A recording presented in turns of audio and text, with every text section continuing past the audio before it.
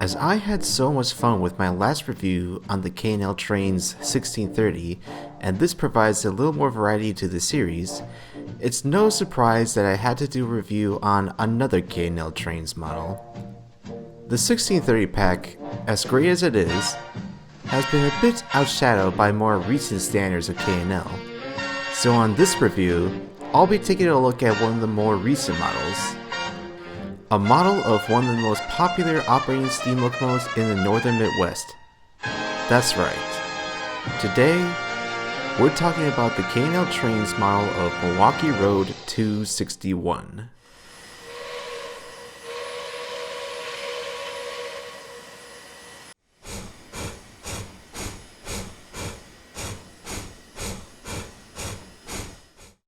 This part is going to be very brief, as the installation is exactly the same as the K&L Trainz 1630.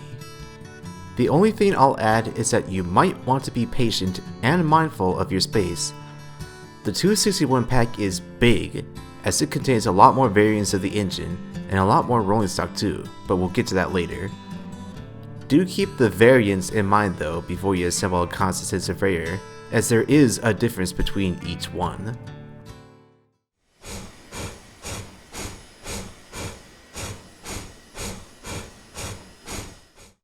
Being a more recent model, and if their reputation is anything to go by, it's safe to say that K&L Trainz knocked it out of the park once again with the Milwaukee Road S-3 model.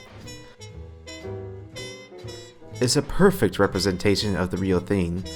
With accurate proportions, all the parts are there, and it even allows you to change out the appearance from various appearances that the real S-3 had. If you edit the settings in Surveyor, you can either add or remove the Mars life in the model, symbolizing how the S3s looked during their early career along with 261's appearance between 2013 and 2016. The pack even includes a Lackawanna version of 261, or should I say 1661. This is to represent the time the locomotive visited Steamtown in 1995 and 1996, and was dressed up as a Lackawanna 484 Northern for show. A couple of minor criticisms I will make though are that for some reason, the front coupling can't swing open like it does in real life, which is confusing to me considering an older K&L Trainz model I had does have this feature. And just like 1630, 261 also has the old cab interior from 2004, and in addition, I noticed that in some of the alternative cab views, the interior and exterior seem to clip. I know some things slip under the cracks, but for a pay-wear model, I would have hoped that this could have been fixed. In addition, I noticed that the white walls on the running board can't be changed to black. I know it looks good, but I would have appreciated an alternation between this appearance and the black walls representing 261 in revenue service and his post-2013 appearance. Enough nitpicking though, I can't go by without saying that every single piece of rolling stock that comes in the 261 pack has an interior view, even the tenders. Both the regular and the auxiliary tender offer views from the perspective like if you were hanging on the handrails and viewing the train from the side. Most of the passenger cars have the same thing, with the exceptions being the 3 baggage cars, the Superdome car, and the Cedar Rapids Skytop Lounge. My favorite interior view is the Golden Valley baggage car, as it includes a bunch of framed screenshots of the K&L Trainz model, which are recreations of excursions the real 261 has done. With the exception of one. Are Bill and Steve trying to tell us something? I love the interiors that the Superdome and Cedar Rapids cars have though. It really gives off the feel that you're actually riding inside of them. I wish I could ride in these cars in real life one day.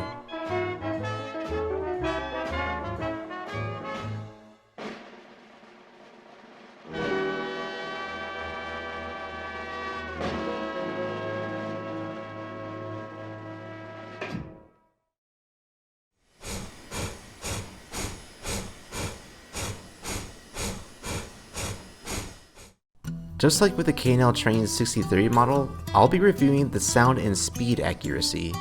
But one thing I like to point out is that the sounds are almost more accurate than the 1630 model, even the chuffing. They don't use the standard chuffing sound effects in the majority of their past models. These sound like they were recorded off of the real 261. Take a listen here.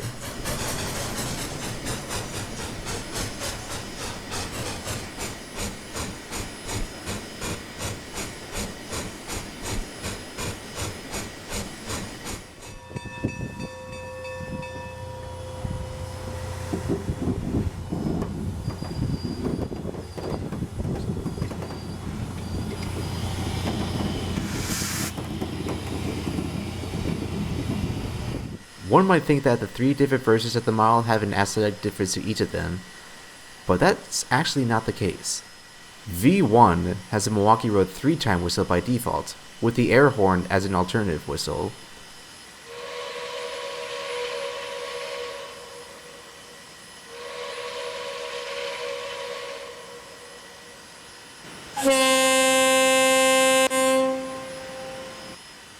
V2 has the current Santa Fe 6-chime with the air horn as an alternative whistle.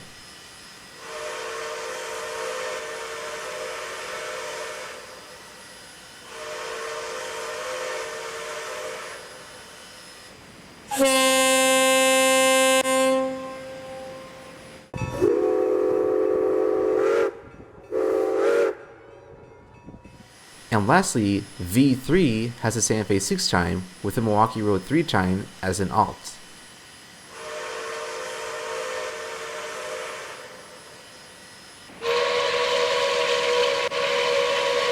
The Lackawanna model has the same whistle and alt as V1. Personally though, I would have loved it if they had included the air horn that 261 had during its time period as Lackawanna's 1661, but I guess you can't win them all. In addition, the locomotive can also go really fast.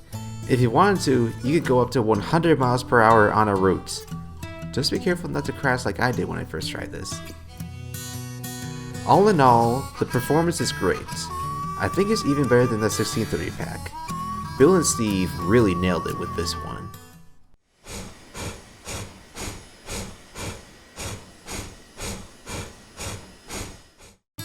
The K&L Trainz 261 pack has a retail price of $15. $15 for 4 variations of a famous steam locomotive, a nice auxiliary tender model, and 11 accurate passenger cars that come with custom interiors? Man, I say this is a bargain, especially since this is only $5 more than the 1630 pack, which only comes with half of these. Remember my advice in the previous review though, with the models constantly going on sale.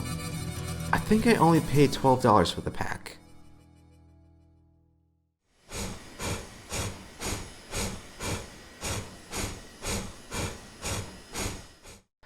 I'm going to have to give the K&L Trainz 261 a 9.2 out of 10. Slightly lower than the 1630 model because I have a few more nitpicks, but that doesn't stop me from recommending this model. It still provides a fantastic representation of the only operating Milwaukee Road steam locomotive, with a great assortment of appropriate rolling stock, and is literally the ideal choice for anyone who wants a Milwaukee Road S-3 and Trainz. There is only one other representation of 261 that I like more than this, but that'll have to wait until the next episode. Lord, when am I going home? Well, 'cause you know I ain't seen her in so long. Well, Lord, I got troubles and I've been feeling all alone. I just wanna know when I'm going home. Yeah.